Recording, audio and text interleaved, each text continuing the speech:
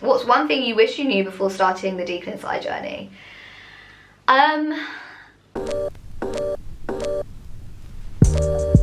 Hi everyone and welcome back to my channel. If you're new around here, my name is Sharon and I'm an assistant psychologist, but I'm soon to be a trainee clinical psychologist. In today's video, I'm going to give you my tips and reflections for the Declan Psy application, specifically looking at the personal statement part of the application. Feel free to skip through the video by using the timestamps down below, and at the end I'll be covering all of the questions that you asked me via Instagram.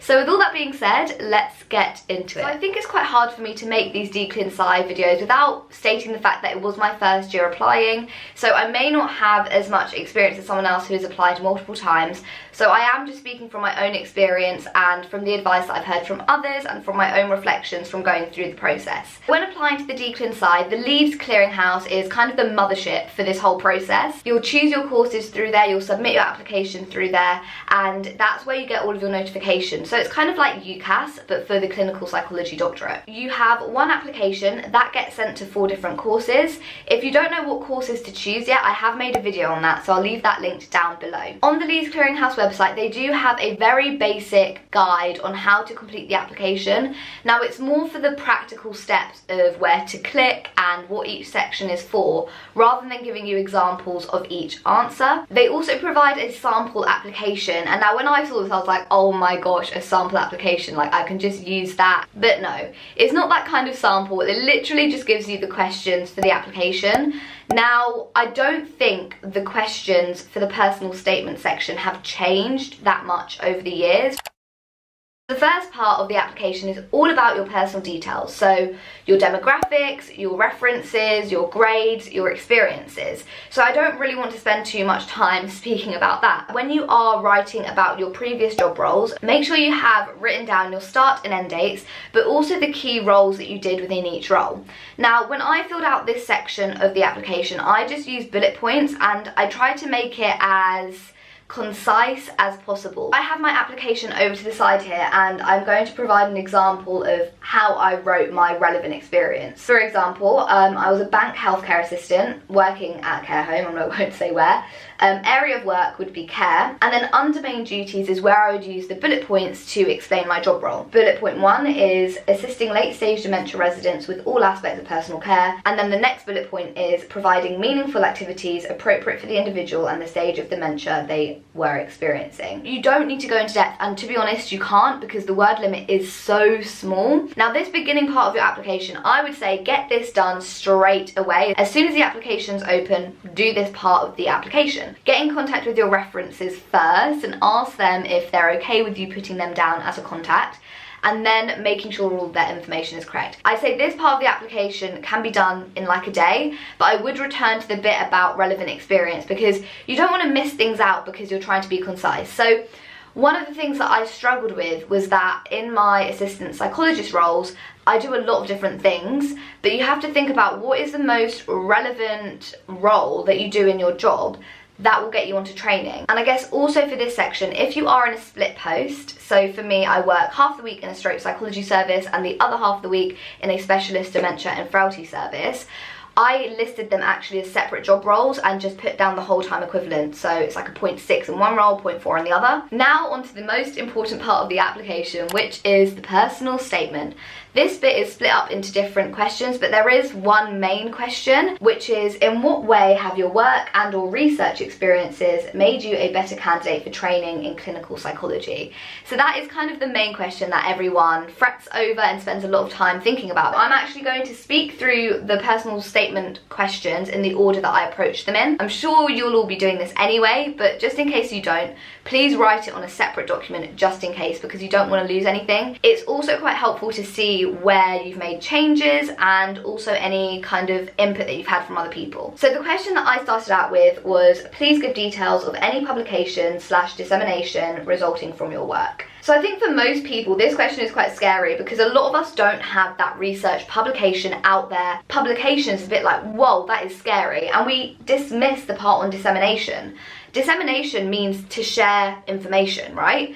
So I don't actually have any publications. The only thing that I have, like I said, is my undergrad dissertation. But if you're coming from the same place and you haven't got any published research or done a presentation on some research or whatever, then think about how you have shared knowledge. So in my current role, I created a COVID-19 resource pack for staff and service users.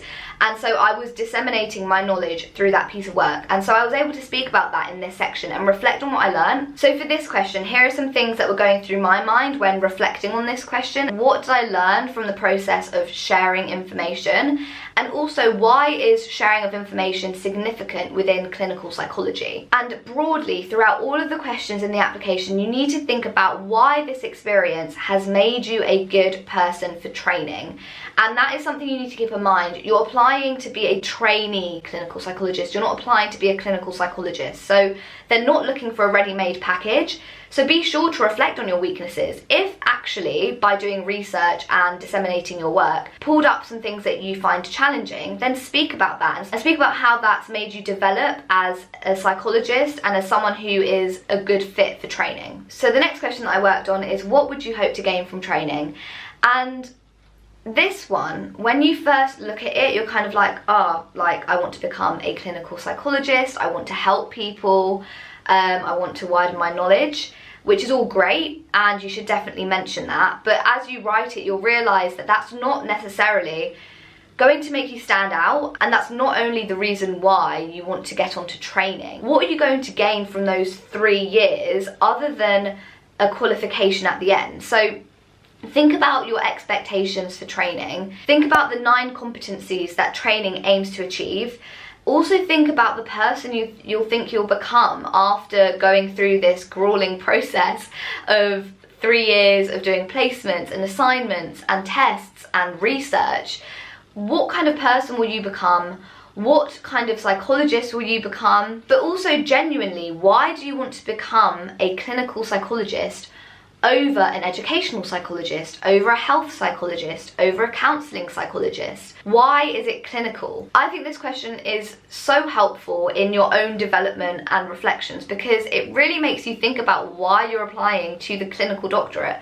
There are so many other paths into psychology, and you don't necessarily have to be a clinical psychologist in order to be a psychologist. It really helps you to reflect on that fact and keeps you motivated. So I really appreciate this question. The questions that I thought about were, what kind of clinician do you want to become? What actually interests you? So for me, I find narrative therapy quite interesting at the moment, and I'm also exploring more of ACT. And so I mentioned that in my application, the fact that I wanted to explore these avenues a bit further and also think widely. And I know I say this in every single DClin Sci video about interviews, application. What is the title of clinical psychologist going to allow you to do in the long run? Can you be involved with policy making? Could you be involved with research that could benefit a specific group of people? So really think big.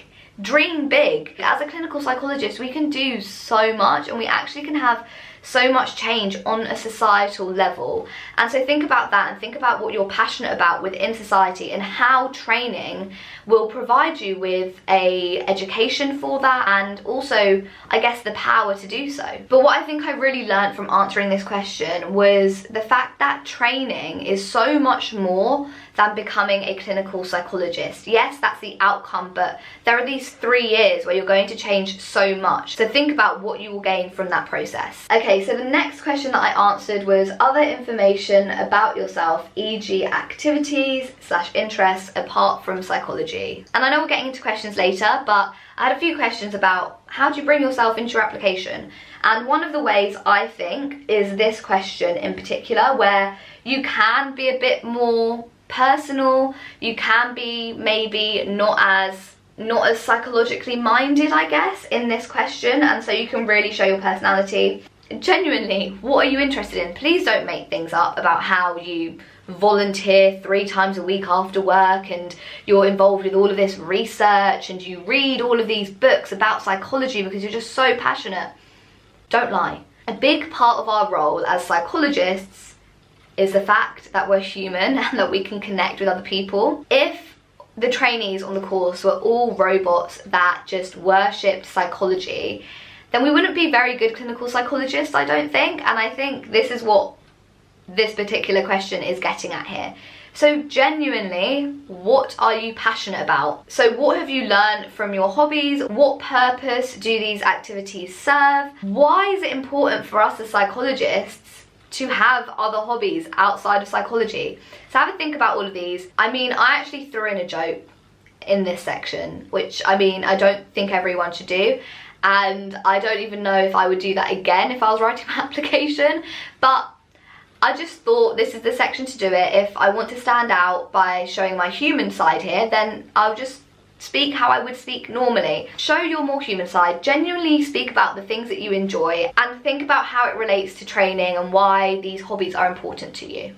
I think it actually might be quite helpful to think about these activities and hobbies that you have and the values that underpin them. Going back to acceptance and commitment therapy, really exploring why these activities and hobbies are meaningful and important to you. So if you have to, get the values cards out and think about what values can fit under these activities, and then that might help you to explore this question a bit more. You could even think about why this value is helpful for clinical training, and so being able to explore it in a certain activity is beneficial in that way. I don't know, I didn't personally do that, but now that I'm using ACT a bit more, I think it could be quite helpful to just do that value card sort for yourself for this question. I don't know. If there are any other factors relevant in assessing your application, please give brief details here. So you don't actually have to answer this question, but I have heard that people encourage you to answer it. So I thought, why the heck not? I may as well answer it.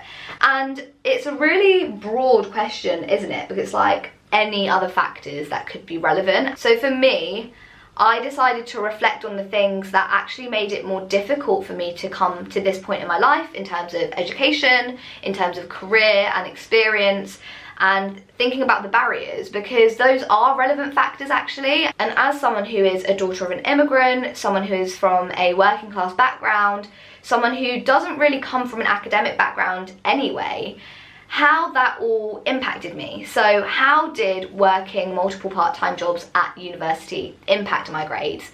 How did my background impact my access to the careers? This might not be the right way to answer this question, so bear that in mind with everything that I'm saying. This is another reminder that the way that I've done it is going to be very different to how someone else has done this application. Okay, so now we've done the easier questions. I then moved on to the big question, which is, in what way have your work and or research experiences made you a better candidate for training in clinical psychology? How do you even start writing this? What do you write about? How do you structure it?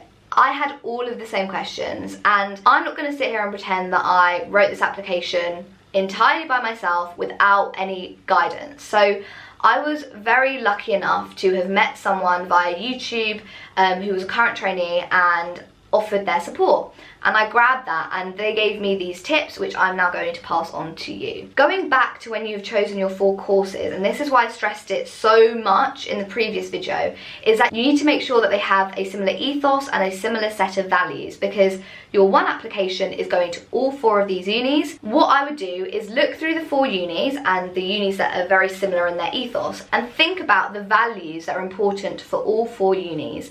And I selected 4 to 5 values that are important for each, and that's how I actually structured this section. So I had one value and I spoke about my experience and how I've developed that value and why that value is important for training. Then I moved on to a different value and did the exact same thing, so reflecting on how I've developed that value or skill and why it's important for training. So that's how I structured it. I started off with 5 values and then I actually cut one out at the end, and that's one of my tips actually for this whole process, is to just write your answers first and then cut it down. Don't worry about the word count when you first begin, and then once you've written it, you can highlight the most important bits and then be very harsh and just cut chunks out. But the reason why we need to heavily focus on the values and the ethos is because that's clearly important for the university. If those words keep cropping up, then that's probably what they want from their trainees, so that's why you have to mention it in your application. So when you're thinking about why this skill or value is important for a trainee clinical psychologist on their course,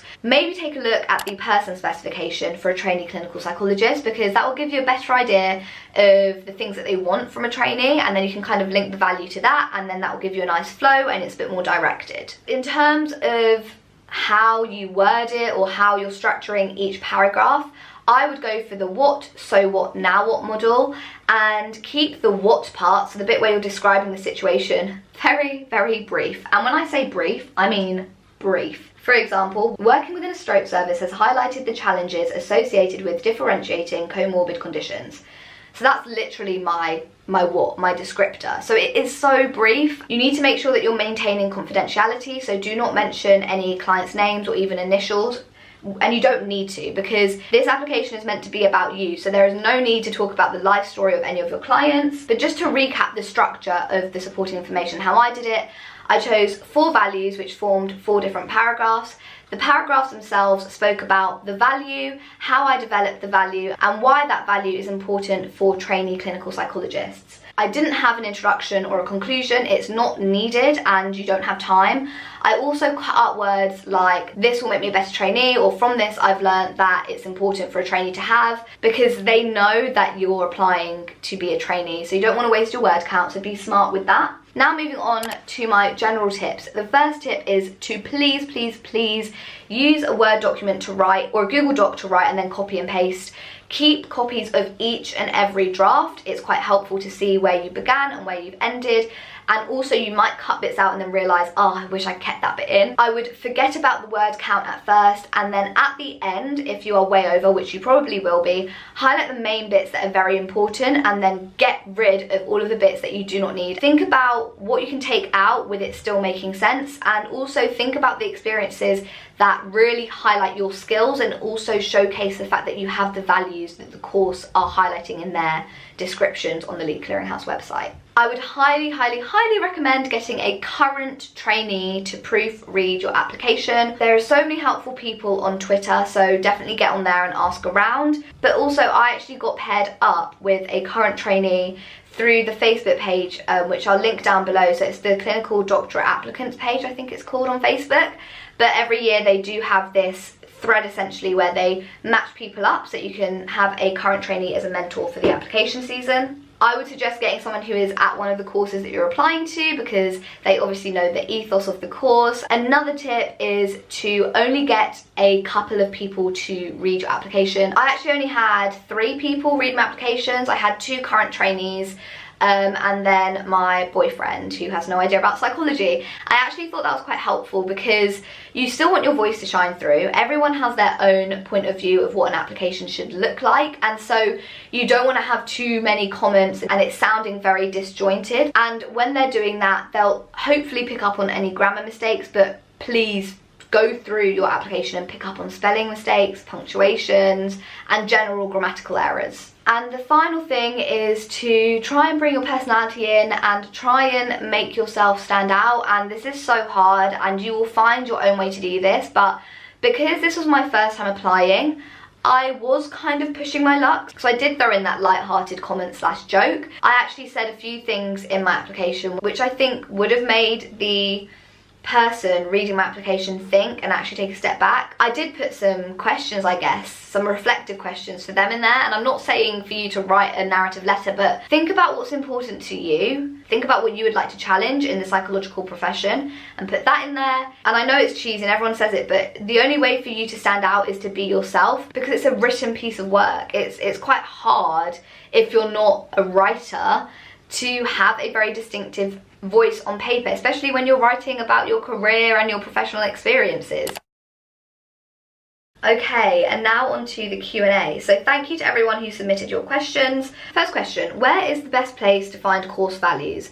Best place is the Alternative Handbook. There's a section where they ask the trainees to describe the course ethos in like 3 words, so that is definitely the best place. Where to even begin with it all? I know it's really hard, you just have to do it. So that's why I say to get the beginning part of the application out of the way, set yourself deadlines. So I actually created a calendar for myself where I had the deadline for the application. I worked my way back so that I had a certain amount of time on each question, but honestly, just get the part of like your demographics and your previous experiences, just get that out of the way, and then you only have 4 questions to answer. So in terms of like where to begin, you just need to start, but I think creating a timetable will help to motivate you and make it seem more manageable. What did you feel is important to get across in the application? I think definitely using the course values, because otherwise you're just writing an application that's not really directed at one specific uni or at specific courses. You're just writing for what? Say for example with job applications, you're catering it to one role. So with the Declan Psy applications, you need to cater it to the unis that you're applying to, right? So I think that's the most important thing to get across. How much self-disclosure? It's a tricky one, because I think if it's relevant, then definitely include it. So if you do have lived experience, then maybe you could speak about it in the last question where it's about other factors that are relevant for your application. So I think if it's relevant, if it shows how you can be a better trainee, if it's been formative for you, then definitely include it, but make sure that you reflect. When is the best time to start preparing your application? I didn't start until the applications opened in September. I know people like to start early, but honestly, the Declan Psy application and interview season is so long. The applications open in September, and then you're doing interview selection tests, and then you don't get your results until what, like June? September to June. In the personal statement, do we focus more on ourselves or also try to include experience? Thank you. Definitely keep it more work focused rather than like personal experiences, but obviously it's about what you've learned. So it's very experience heavy, but reflecting on what you personally have learned through that. Is it helpful to speak to current trainees for advice on the personal statement? Yes.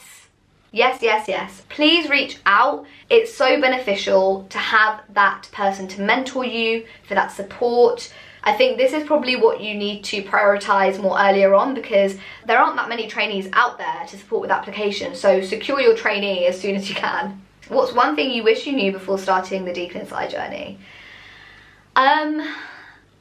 The fact that actually nobody knows what's going on. I thought that training for me would be impossible.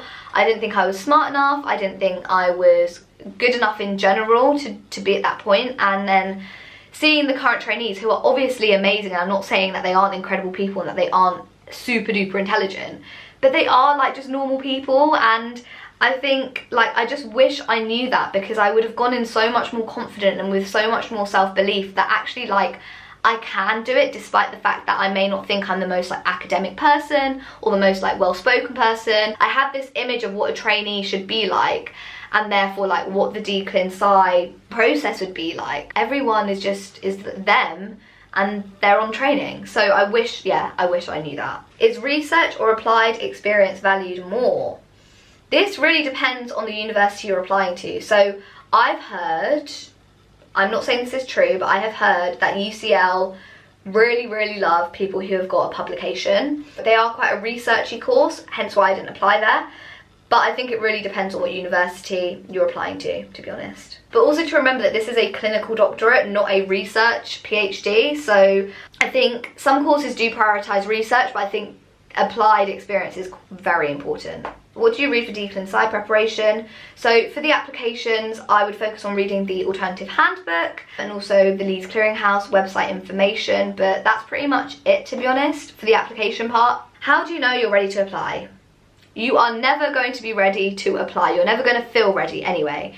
The best time to apply is now. And the main thing to highlight here is that they're looking for a trainee. They're not looking for a clinical psychologist. They're just looking for someone who can learn and deal with all of the demands of training. Tips of structuring question 1 with a low character count. It's difficult to showcase skills.